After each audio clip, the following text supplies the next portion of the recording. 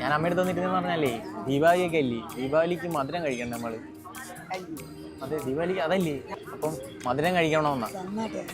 അപ്പൊ അമ്മ എനിക്ക് തരണം, അതിന് വേണ്ടിട്ടാ. അമ്മ എനിക്ക് തരുമെന്ന് ഞാൻ ഹെൽപ്പ് ചോദിക്കും അമ്മയടുത്ത്.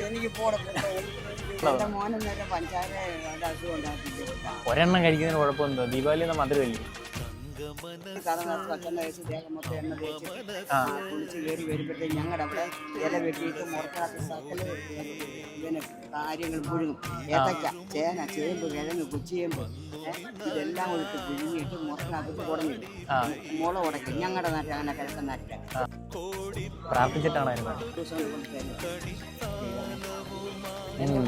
എന്ത് കാര്യം ഉദ്ദേശിച്ചാലും സഹായിച്ചു കൊടുക്കാം അമ്മയ്ക്ക്.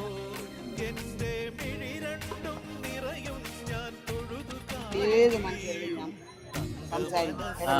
ഒരു കാര്യം ഇത്ര അഭിമാനം ഉണ്ടാവും വീട്ടിൽ ഒരിക്കലും.